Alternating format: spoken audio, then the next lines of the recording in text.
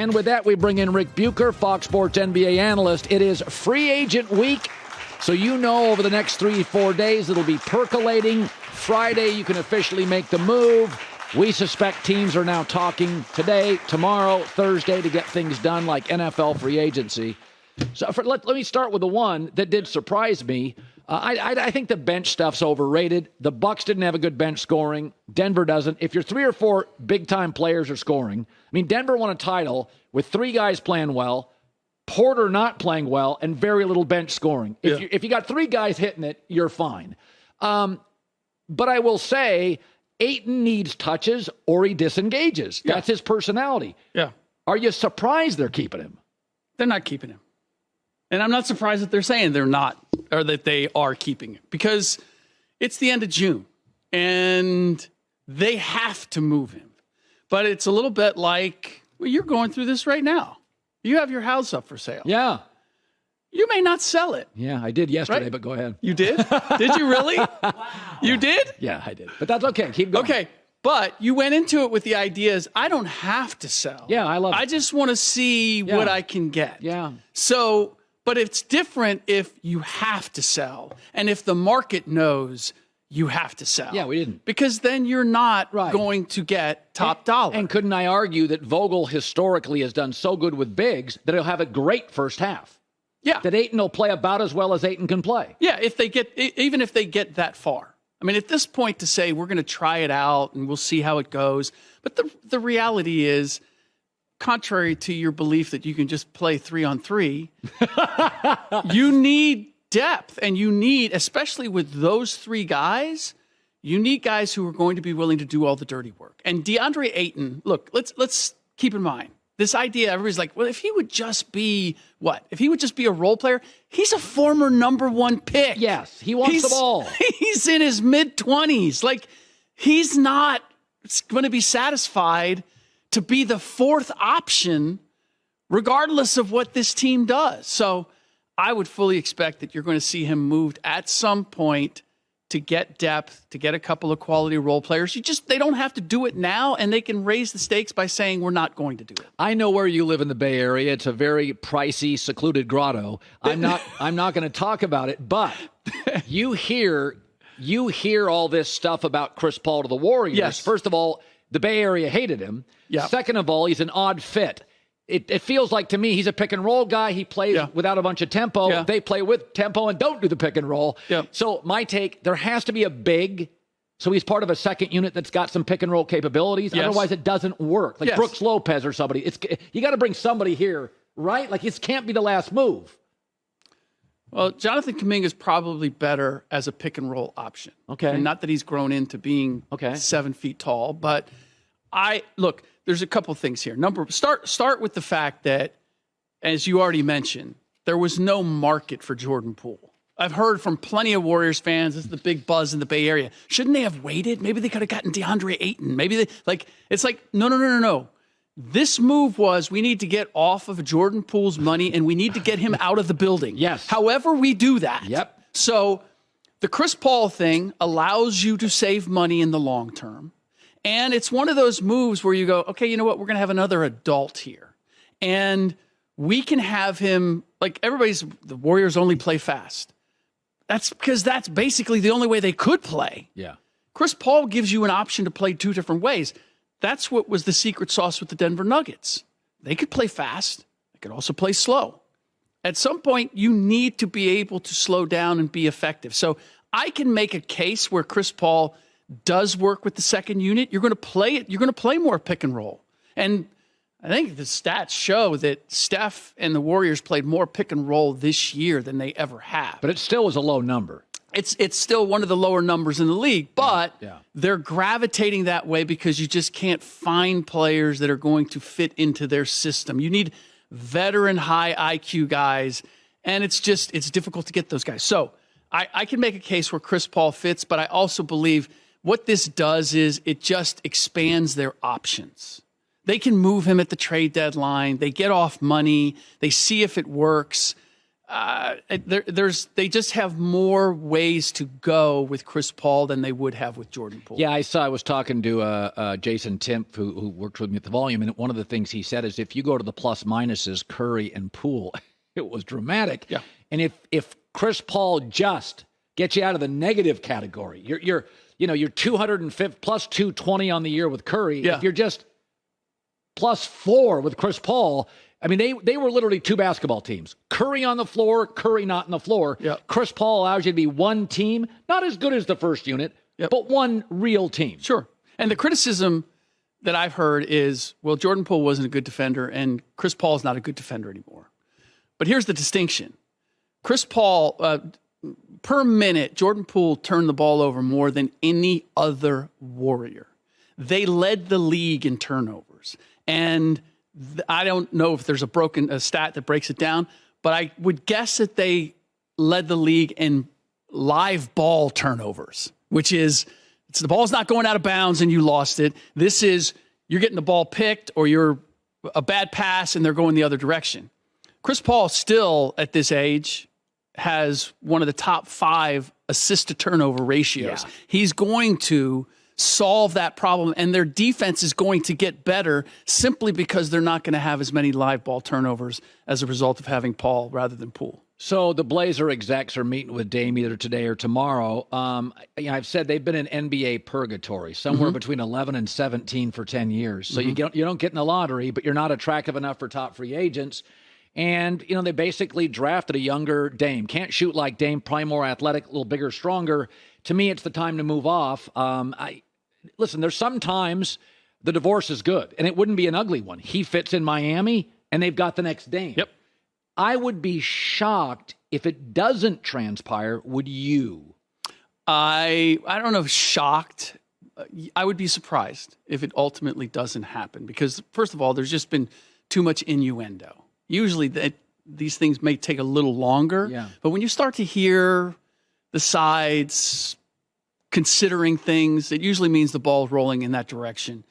I believe what's going on right now is they're playing a game of chicken. Mm-hmm. Damian doesn't want to be the guy to say, all right, I'm out, because that would sort of undermine his whole brand and persona in Portland. That's why he consistently says, I just want to play for a championship. Well, dude, you're not playing for a championship in Portland at this point, right? And Portland, meanwhile, does not want to say, you know what? Thanks, Damian, but we're moving on. We're moving. So right now, it's the two pushing each other to see who's going to announce that they're getting divorced, because that side is going to take the hit. If Portland says, look, yeah, we decided we need to move on. The money's too much, and we don't think we can get there with Damian, there's going to be backlash in Portland. You know Portland. That is a fierce, loyal town, and they love Damian. And at the same time, Damian doesn't want to lose that support by saying, you know what, I've had enough of Portland, because they're going to say, well, wait a minute, what, you said this was it. You were going to bring us a championship. So I believe it's a game of chicken, and we'll see who wins. So the top 4 players in the draft came from 4 different leagues. What does that say to you? Says to me that that going to college and going to the NCAA is a option if you want to get to the NBA, but it's not the option, and as it once was, and that you're just as capable of getting prepared for a professional basketball career. So I've argued that college basketball is the best for 2 reasons. You're on a college campus. You grow up a little bit. You go to class. You deal with kind of a large group of people. Mm-hmm. Second thing is, it's a hell of a marketing shoe promotional deal in March where you're getting massive numbers. Nobody watches G League basketball. I think a G League team would beat a college team, maybe handle it, even the national champs. Mm-hmm. How is the G League? So it's interesting. I've always felt NFL does not look at college football as the enemy. They almost look at it as as a feeder program. Yeah, and we'll take your stuff and just microwave it. Yep. Guys come in, lead the league in jersey sales. Whereas I think there's a sense that by the NBA that college basketball, now the NIL being developed helps, but that they were just basically using the kids, not paying them. Now they get paid. Yeah. But there was an acrimonious relationship. Yeah. I guess my takeaway is the NBA and college basketball, are they still just clunky? Is the relationship bad? Is the G League now has become the place Adam Silver would tell kids to go? Well, they'd like it to be that. Really? They'd like the G League to be the place where they develop players and they find a way to give them the opportunity to mature outside of the limelight. Because your point was that, all the top picks are coming from these various leagues and are relatively young. Well, I think what you're going to see is that's going to continue, but you're seeing older players being drafted outside of the top 4 or 5 picks because you need role players. You need mature guys who understand this is a business, and I'm not necessarily going to have all the stardom, but I'm also in a place talent-wise where I can't rock the boat. I rock the boat, they can go get somebody else. So let me go get mature guys who understand how to play the game, were around for 3 or 4 years, which means they're not just the star and basically a scorer and have the ball all the time, but these are guys that have learned how to play the game without the ball. And whether it's COVID that influenced it, where I'm going through this with my with both my kids, like collegiate athletes, and there's players in front of them that they have like 6 years of eligibility because of COVID, right? They're staying around forever. And I think what the NBA is seeing is that's not such a bad thing, to take a slightly older player who can do more things rather than just try to go get that young kid who's been nothing but the star on his AAU team, 1 year in college, and he only knows how to do one thing, which is get the ball and score. Right. Well, I mean, if you go look at the slow growth stories in the NBA, Giannis, Embiid, Jokic, Steph, there's a lot of them. LeBron's the outlier. Comes in, great, no trouble. But, I mean, issues. Jordan Poole Young, issues. Zion, issues. I do think the NBA, I just think, I was telling this to somebody, having a bunch of kids in my life, especially boys who mature more slowly than girls. The gap between an 18-year-old boy and a 20-year-old boy is like 2 humans. Yep. And it's like, so when you get a European kid that's more mature to begin with comes over, and he gets drafted 13th, second round, and we don't watch him until year 3, you just get a grown-up. Well, there's that natural development, and there's also in Europe, and I would imagine in the G League to a lesser extent, but still to a certain extent, is you have to earn your stripes. Like, Doncic was great from the very beginning, and he may be one of the exceptions, but Ricky Rubio, any number of these guys that started playing at 16, 17, they weren't the guy. Right. Like, you look at their numbers, they were one of several players. They weren't treated like a star from the get-go. Well, it's interesting. If you look at the history of music, America we had a bigger economy. So Ireland and England, they created bands because you had to share. Nobody could just afford their own guitar. The Beatles, The Clash, U2.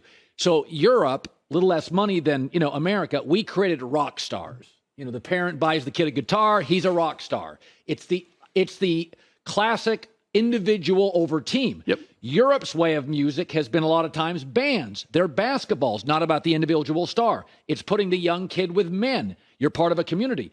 So these guys come in not so coincidentally. They're team players. They're loyal. They're coachable. Yep. They haven't been elevated to Elvis at 17 years old. Now, in LeBron's case, he's handled it beautifully.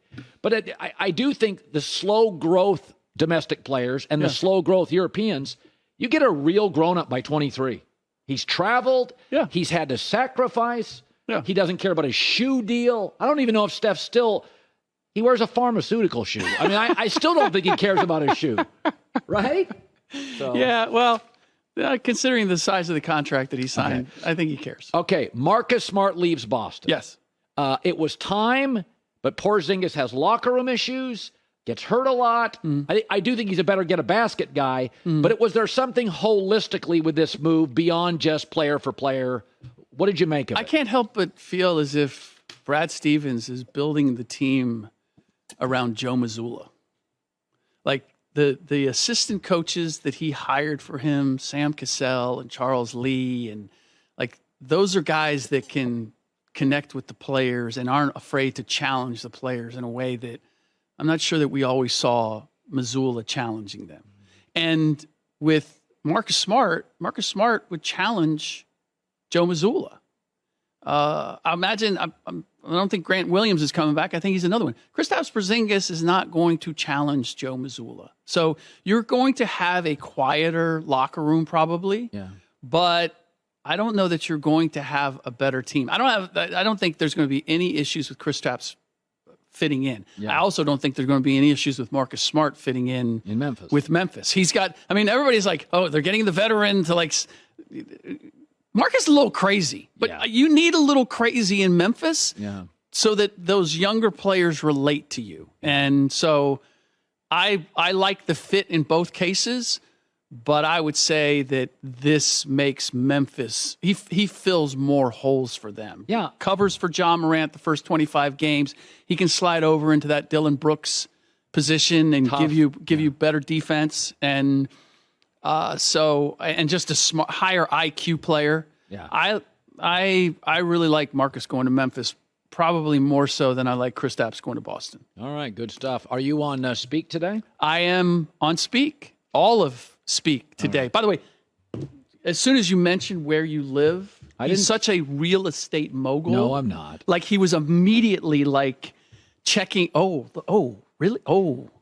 Started asking me questions, wanted to see what else was available. He's a big Zillow guy. No, I only have dinner with two people, my wife and NBA insider Ric Bucher.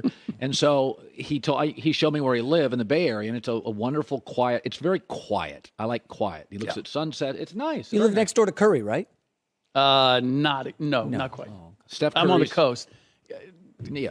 Curry didn't want to be that close to the water. Yeah. I don't know why. All right, there you go. Good seeing you, Bukes. Good to see you. Hi, everybody. Thanks for watching. Subscribe here to get the latest from the show. Also, be sure to check out more of the best clips from The Herd or go watch a few segments from other shows on FS1.